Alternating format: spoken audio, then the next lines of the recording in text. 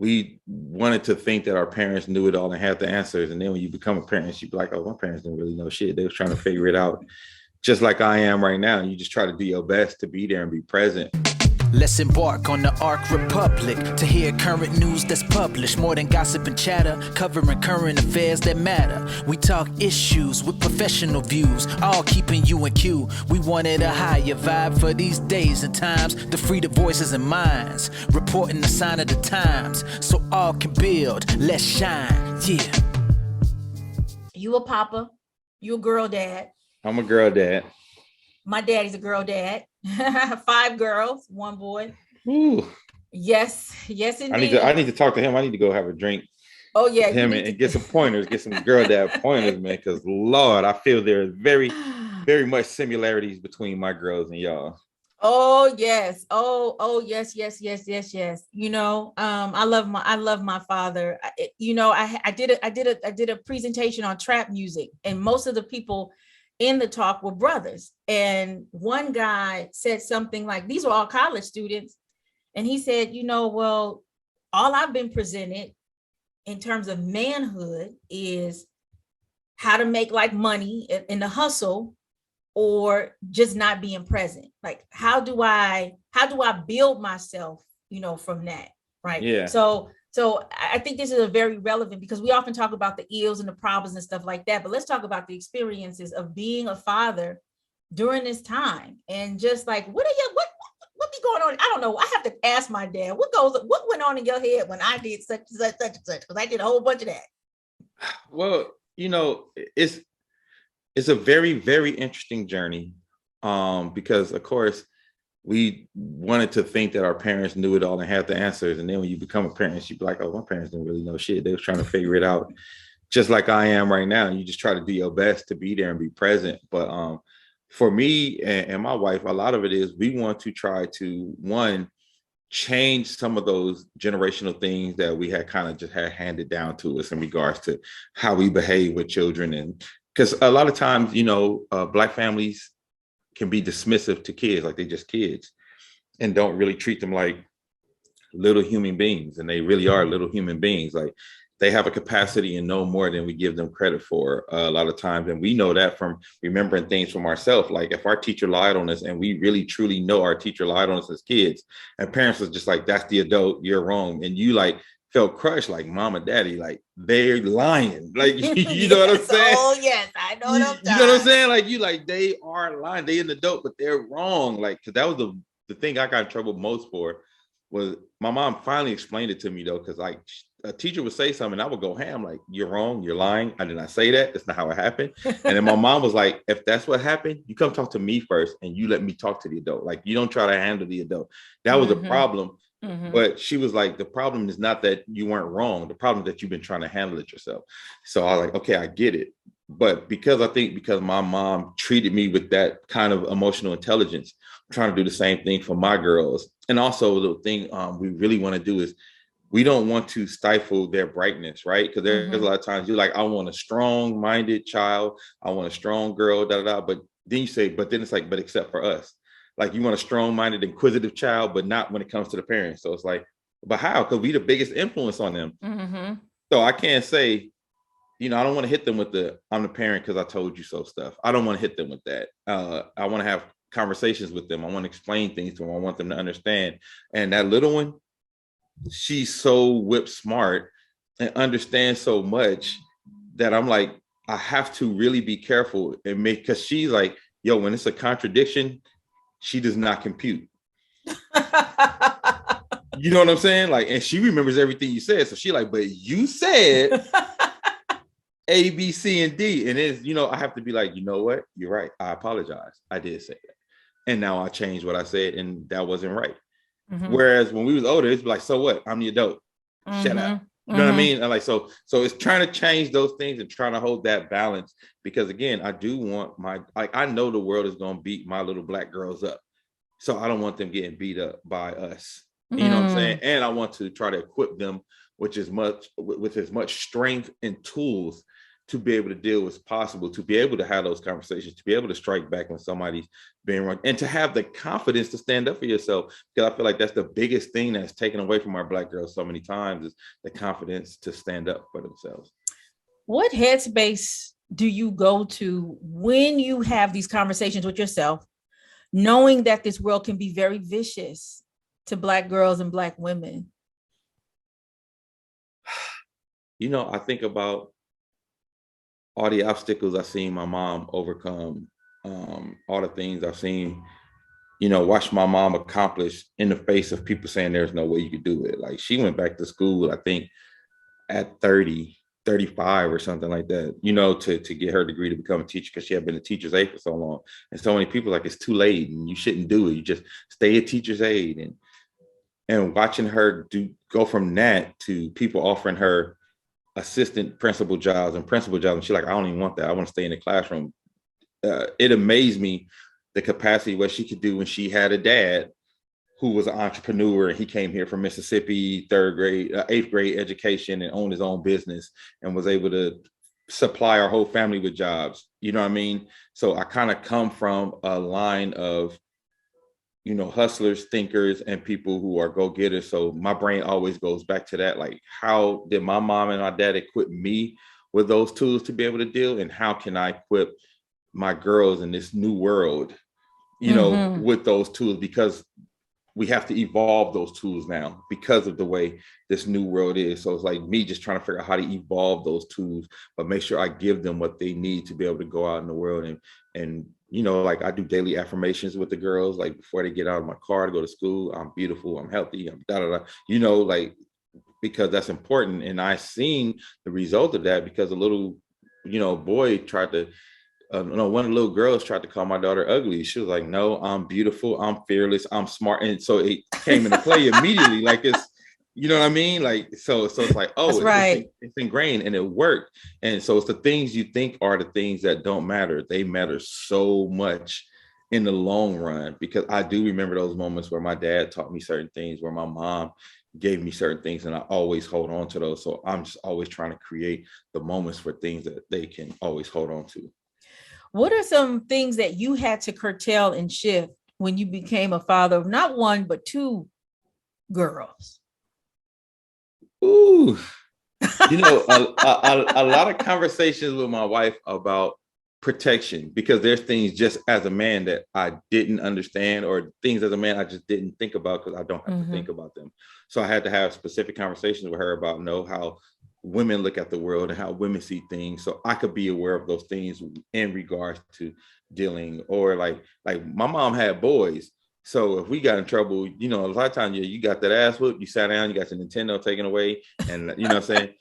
But now with girls, if I yell at the girls, my wife is like, if you yell at them, and you have to hug them, you can't leave them out there feeling bad. And I'm like, oh, so she like, yeah, that's something that you have to do with girls, like, you know what I mean, like, you have to reinforce after you let them have it. And then now it's like, I don't even yell because I feel so bad. You know what I mean? Like, now I just really try to talk to them. I try my best not to yell at them, even because I don't want no man yelling at them. So it's thinking about things like that. Like, I don't want no man yelling at them. So I don't even want them to feel like it's okay for me to yell at them. So it's things like that I had to check, things that came up for me that I was like, well, I was a boy. So I 100% needed my daddy to yell at me, because me and my brothers was wild. You know what I'm saying? So, sorry. That's okay. So now it's just figuring out those things that I didn't know and didn't understand about womanhood that I need to kind of put into my psyche in regard to how I deal with them on a daily basis. There's been this saying that's been, going on for generations about how the Black woman is the least protected and respected in the world. How does that shift or change with you? Because I've seen you've grown tremendously. I mean, there's a lot of things I would say with parenthood, and just when you find, when you with a partner, your life partner, that you don't hang or bang like you used to. It's some people you just got to eliminate from your circle because they gully. They gully. Yeah. I think a lot of it for me was Well, honestly, and this is real talk, the beginning of it was the conversations me and you have, because you opened my eyes to a lot of things, and we would have conversations when I was really first getting into the industry. Oh, you're And talking about back in the Disney. I'm talking about back in the Disney, like that was like when we were skinny. right, we were skinny, youthful, had everything ahead of us. Yes, in our energy. 20s, energy. Yes, in our yes. But like those conversations, those late night conversations we would have were the beginning, honestly, of me being aware of the differences and things that Black women dealt with. Like, I don't know if you remember, but you would tell me stories about just the things you were going through as a Black journalist at a newspaper. Well, yeah, it was a you understand what I'm saying? Before I got fired. Right. So even in those conversations, it was making me recognize things that I'm like, as a man, I probably wouldn't have to deal with that. When you was telling me about certain things of like dudes trying to hit on you, or you're just trying to work, and the wild stuff that, you know, people that we thought were leaders were doing, and stuff that I was like, I would never in a million years have to deal with that as a man, right? So that was one of the things, I think that was the beginning of my shift and me trying to be more empathetic to what women go through. And then just the strength of you and your mom even, and what you guys were doing, and watching how y'all moved, and watching how my mom and my aunts moved. It really made me say, like, oh, like, people beat down Black women all the time, and y'all just keep getting up, and y'all keep doing the work, and y'all keep keeping it together for all of us, right? Y'all don't just keep it together for yourselves. Black women keep it together for all of us. Like, my mom goes through all that. She comes home from work, she still makes sure we got some food. She still got to do her homework, and then she got to get up in the morning and be a TA, and then go to school, try to be a teacher after, like, so it's crazy. So watching those things, and then as I, got older, I wanted to be more vocal about it. And that was probably the biggest change, right? Is like, because so many people be like, oh, that nigga trying to be a simp for saying this about Black women all the time, and he posting, but I'm like, so what? If you say that, I don't care, because that's not what it's about for me. What it's about is trying to affirm that Black women are the backbone of not just Black society. I honestly think Black women are the backbone of American society, because y'all keep this thing going no matter how stupid the rest of the country is, and how stupid the thing, like, y'all find a way to keep going, and y'all find ways to keep advancing, even in the face of all of this adversity. Y'all keep finding ways, like, oh, we still gonna be the most educated. We still gonna keep going to college. We still gonna keep being teachers. You understand what I'm saying? And you think about the amount of Black women that are teachers across the country. Y'all are literally like the life's blood of the future. And that's not an exaggeration. You know what I mean? Like, you think about the amount of Black woman teachers I've had since kindergarten to high school. It was probably like around 70%. 70% of my teachers were Black women. And I probably had 2 or 3 Black men and like a couple white women. You know what I mean? So you think about that, that's who's been molding the minds of Black folks for years. So again, like I said, as I got older, the thing that changed more was like wanting to shine a light on that, and not being afraid to try to check other brothers, not being afraid to try to say, hey, yo, like, we really got to try to do a better job of, uplifting our Black women and helping them out. So that's, just the kind of like the string of events that happened for me to kind of open my eyes and make me see certain things. Wow, I want to talk to you more about this, but I have taken a lot of your time. That is something to end. Thank you so very much. As a Black woman, I have to relearn a lot of things, and that is accepting a compliment. Thank you, because we be on the grind. I want to say that it has been such an honor and a joy to see you evolve, to see us evolve. We've been through marriages, kids. Everything. Industry shit, you know what I'm saying? And here we are, we stand today. So hats off to your mother. She pushed out a real one. She, you are a testament, to her, and also to your father. And so, I mean, I think often when we have these conversations, we need to acknowledge that, in that young man who was like, these are all the things, like he said, on the templates I have is the artist or whatever, the trap dude and the whatever it was and everything. And, you are an example of so my response was that my father was a truck driver and I love my daddy. And so thank you for like that love. We just need that love. Black women really, this is now more than ever, really need to feel like there is a space and some type of oasis in a Black man's world.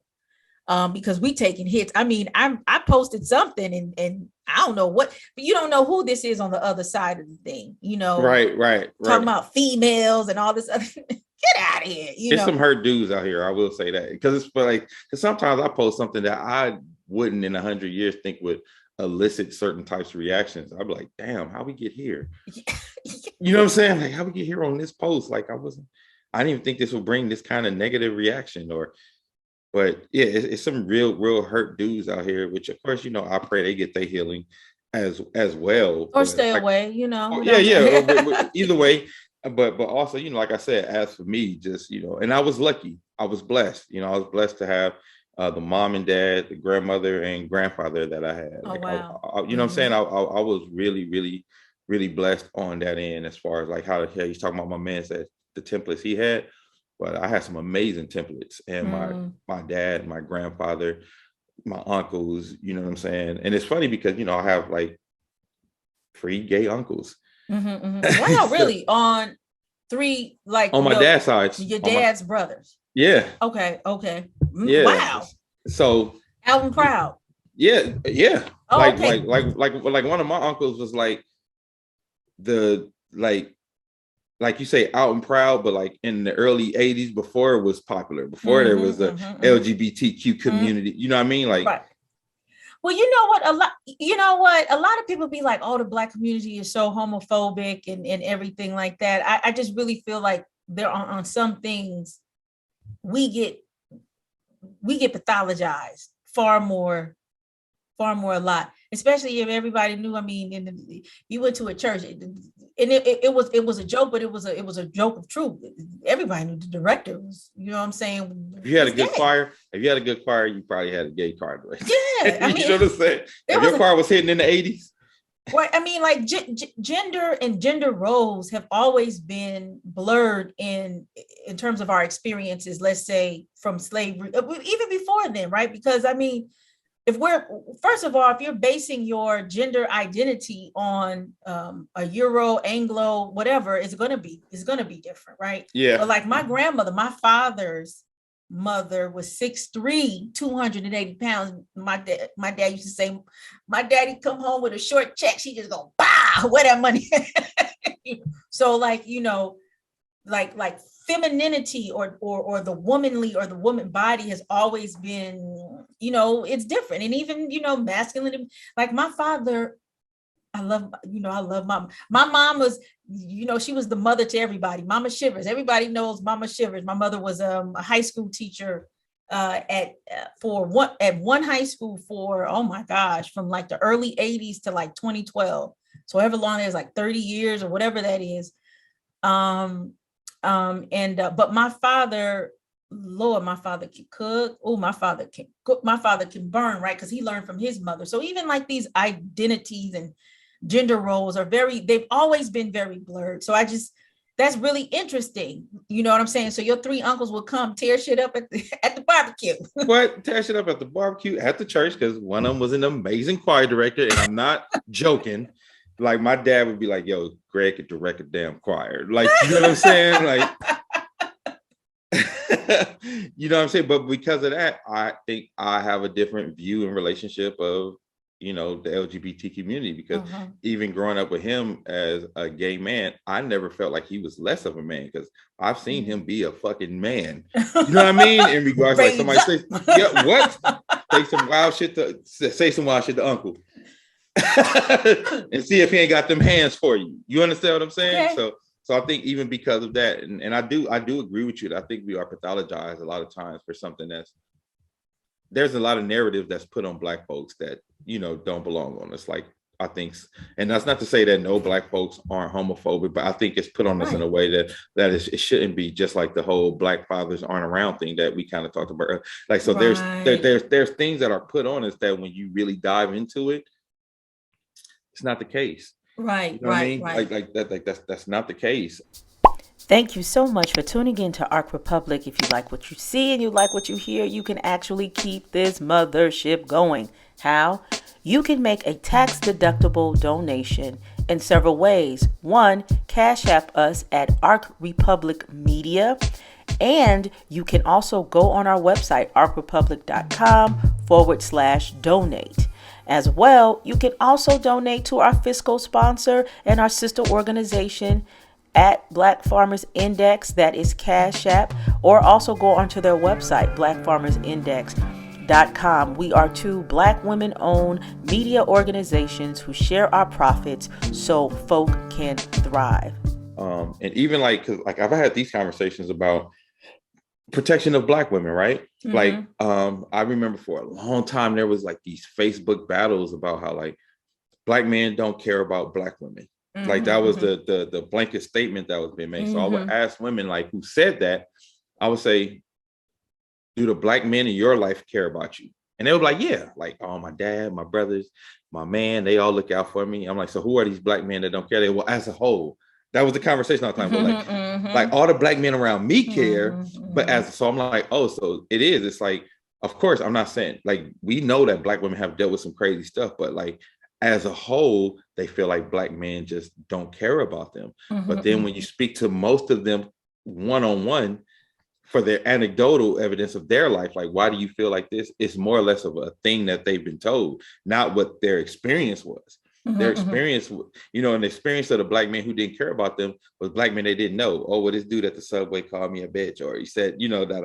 I said, but the Black men who knew you or around you or in your life, they care about you. And I think we should pay attention to that as well. If we're gonna pay attention to the Black man who you don't know, who doesn't care, you're giving him more credit for your life than you do for the Black men that are around you who love and protect you and will die for you. You know what I'm saying? So I think it's the same thing even when you talk about the LGBTQ community, because like you said, a lot of Black folks who grew up in the church, it's kind of hard to be homophobic if you grew up in a Black church. Straight up. Even though they say, oh, they preach homophobia, like, and yet they are still in the church.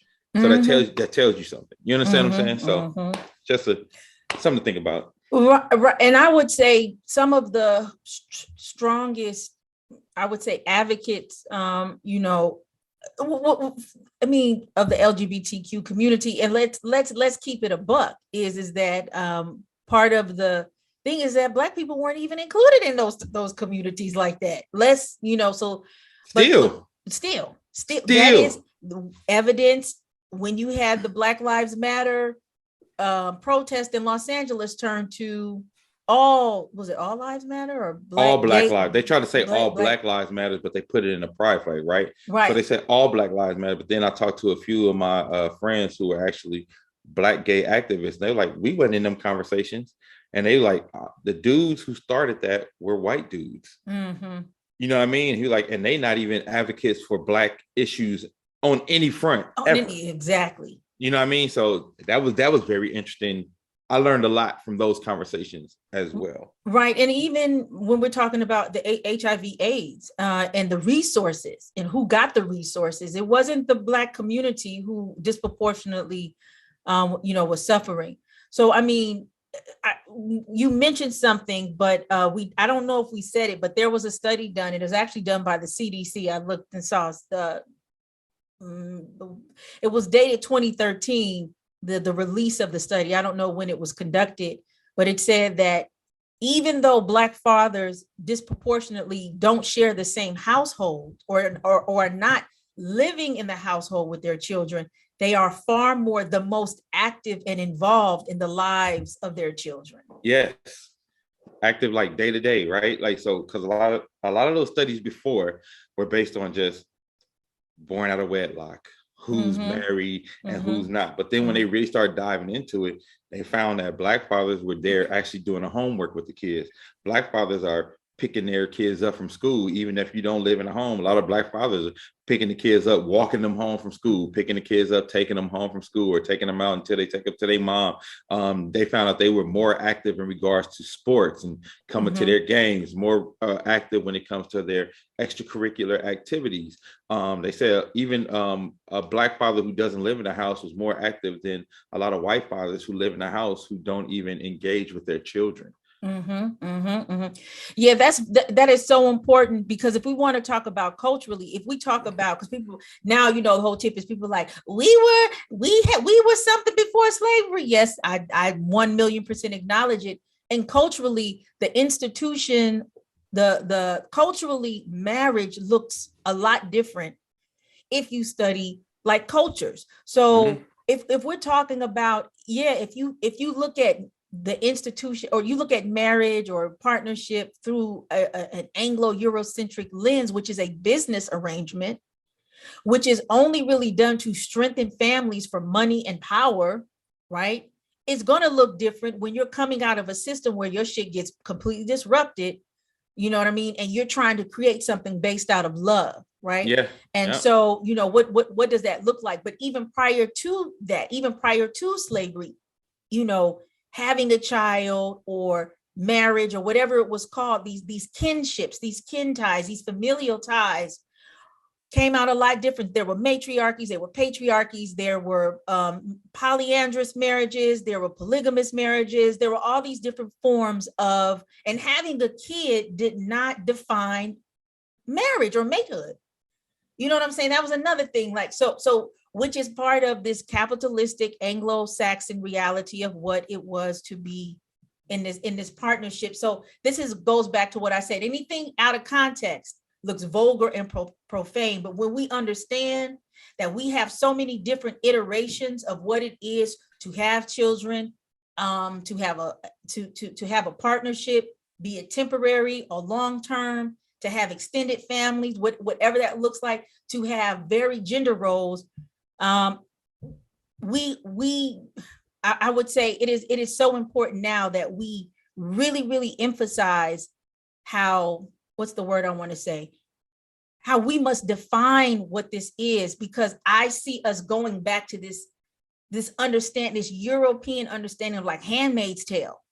Well, it's funny, and I'm glad you said that too, because you brought it to this part of the conversation, and you also was talking about it in regards to gender identities, right?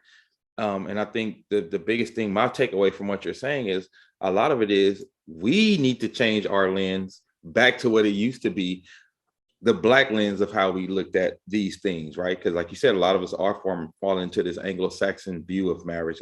That wasn't our parents and our grandparents' view of marriage.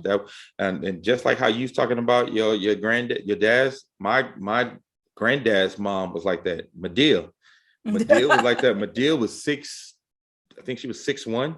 So my granddad was like, that's where I got my height from, right? That's where you got I got my mama height. I'm short. Yeah, y'all are 5 footers. Shut up. But my grandma was like 6 foot, 6'1" or something, big woman.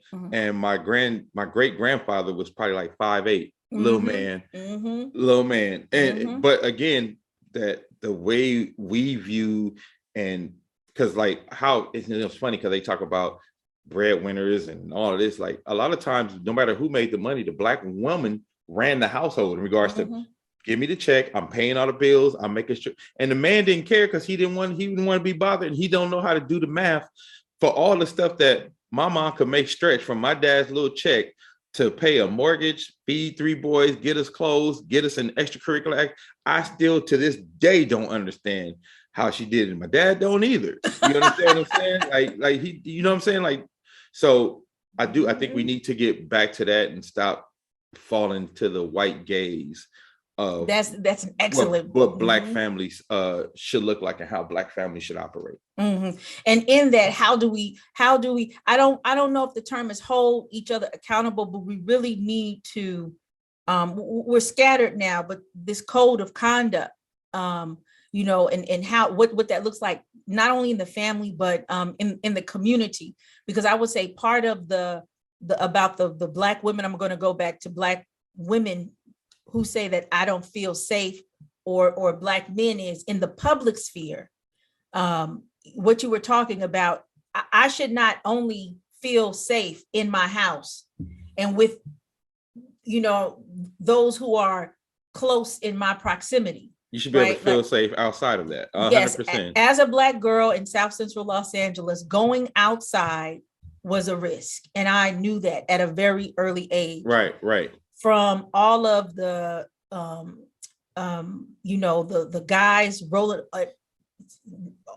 from all colors, what I'm saying, from as early as 10, 11, stopping, trying to get me in the car, whistling at me, to being fondled, to being sexually harassed on the street, and nobody do anything about it. That's right. I would say where that would come from, right? Or you would see, a guy beating a woman or slapping a woman or cussing out a woman, and people look the other way.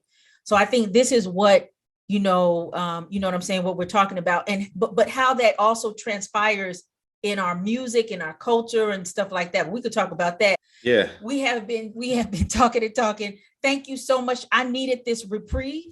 Your last thoughts are always to you. Just, hey, everybody, let's love on each other. Let's love on each other, and let's find that space to give Black women the platforms they deserve.